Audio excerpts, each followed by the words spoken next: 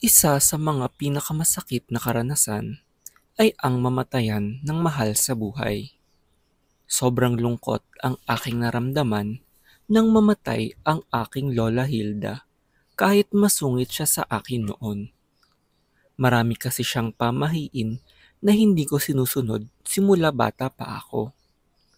Gayunpaman ay mahal ko si Lola Hilda at lubos akong nalungkot sa pagkamatay niya. Sa hindi inaasahang pagkakataon ay may pamahiin sa lamay pala ang aking mababali at magkakaroon ako ng nakagigimbal na karanasan.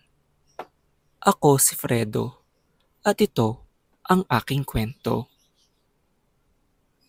Si Lola Hilda ay mahina na nung mga huling buwan niya.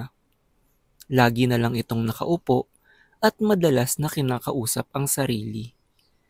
Naawa ako sa kanyang kalagayan kaya naman lagi ko siyang inaalalayan at binabantayan hanggang sa huling araw niya. Alam din ng mga magulang ko kung gaano ako kalapit kay Lola Hilda, kaya sila muna ang nagbantay sa unang mga araw ng lamay niya. Isa kasi sa pamahiin sa patay ay bawal daw itong maiwan na walang bantay at isa iyon sa mga bilin ni Lola Hilda na lagi naming sundin. Sa mga pagkakataong naalala ko ang mga bilin ni Lola, ay lubos akong nalulungkot at napapaiyak.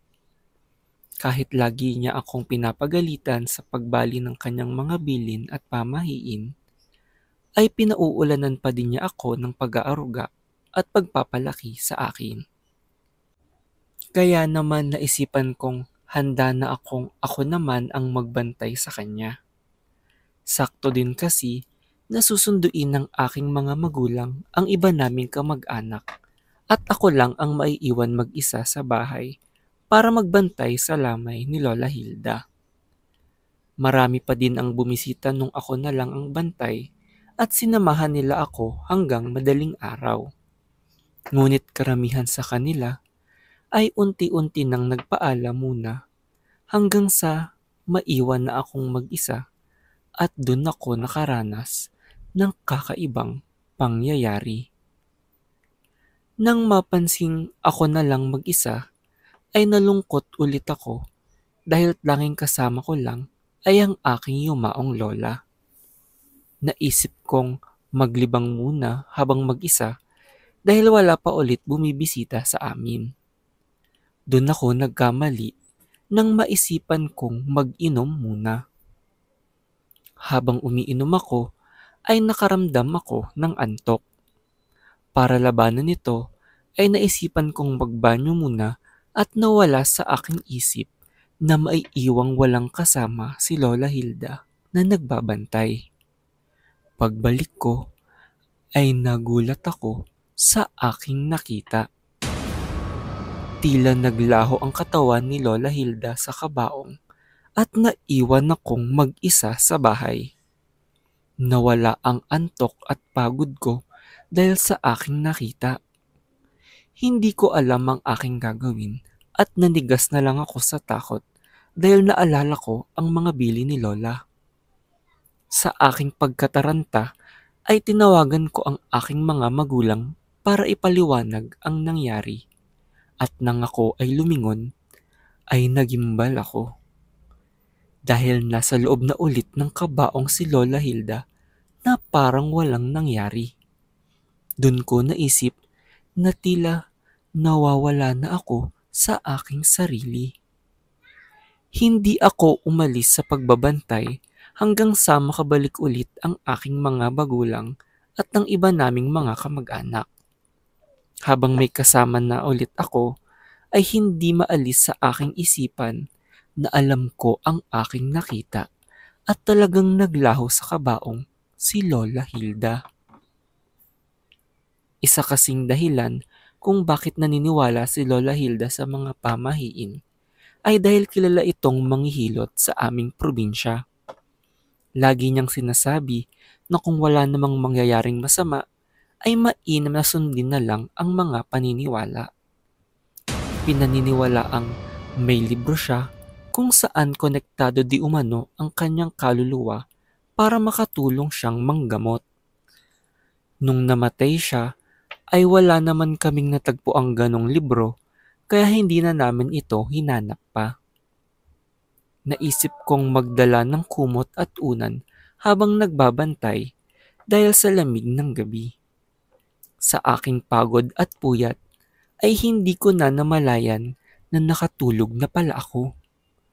Lingid sa aking kaalaman, isa pala sa paniniwala ay bawal matulog ang bantay sa patay. Napanaginipan ko si Lola Hilda na tila minumulto ako sa aking panaginip. Inuudyokan ako nito na tulungan daw ang kanyang kaluluwa na makatawid sa kabilang buhay. Kailangan ko daw hanapin ang kanyang libro at siguraduhing sunugin ito. Napabalikwas ako nang ako ay magising at naghihingalo sa takot. Inaalog na pala ako ng aking kasama dahil tila binabangungot daw ako.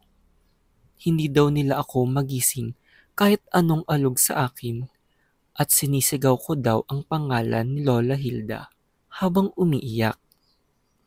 Matapos nun ay hindi na ako pinagbantay ng aking mga magulang dahil naiintindihan daw nila na emosyonal ako sa pagkamatay ng aking lola. Napagdesisyonan kong sundin ang huling habilin sa akin ni Lola Hilda at hanapin ang kanyang libro. Naisip kong palipasin ang libing muna ni Lola Hilda at magpahinga muna ng ilang gabi. May parte kasi sa akin ang natuwa nang makita ko ulit siya sa aking panaginip dahil nakapiling ko si Lola Hilda muli kahit sa panandaliang pagkakataon lang. Isa ako sa mga nagbuhat sa kanya para dalhin sa karo at iparada. Habang bitbit siya ay namamaalam na ako na aayusin ko ang kanyang mga gamit at bigla kong naalala ang kanyang aparador na nakakandado kung saan pinagbabawalan niyang buksan namin noon. Habang naglalakad sa prosesyon sa patay, ay naisip kong marahil ay nando nakatago ang kanyang libro.